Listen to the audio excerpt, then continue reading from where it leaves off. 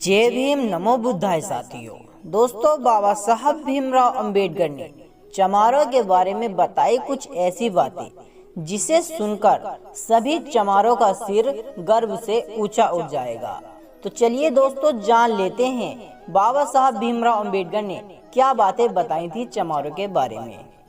पहली बात, पूरे भारत में जन सूत्रों और लोक कथाओं में चमारों को ब्राह्मण बड़ा भाई बताता है, क्योंकि ब्राह्मण हिंदू धर्म का मुखिया है तो चमार बौद्ध धर्म का मुखिया है।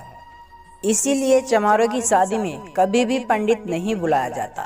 दूसरी बात, समस्त जातियों में चमार जाति एक ऐसी जाति है जो कि गरीब होने के बावजूद भी अपनी शान और आन के लिए लड़ मिट जाती है, और इस जाति में आज भी राजशाही गुण छलकते रहते हैं।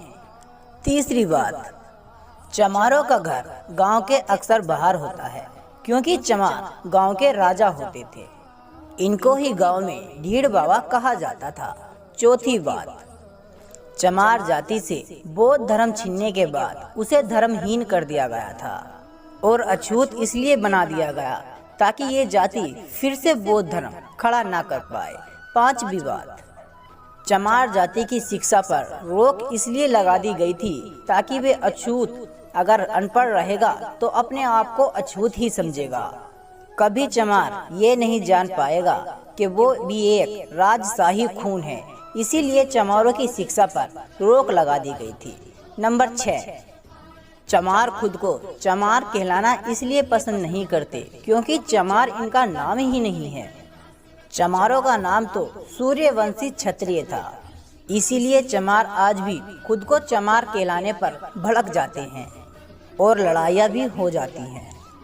सातवीं बात, ब्राह्मणों में जिस तरह शुक्ल शर्मा आदि समस्तक जातियाँ होती हैं, चमारों की भी समर्थक जाति थी, जैसे कि कोरी चमार, नोनिया चमार, ताती चमार, दुसासी चमार, पासी चमार आदि। लेकिन चमारों की सत्ता खत्म होने के बाद इन सभी में फूट पड़ गई।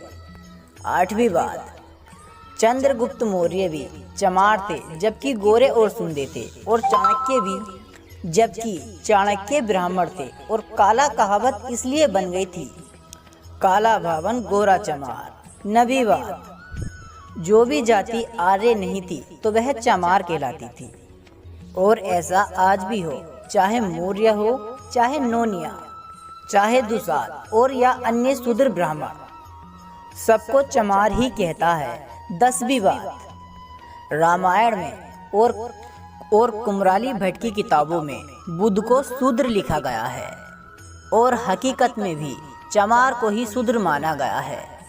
अन्य जाति कभी भी शूद्र के निशाने पर नहीं रही।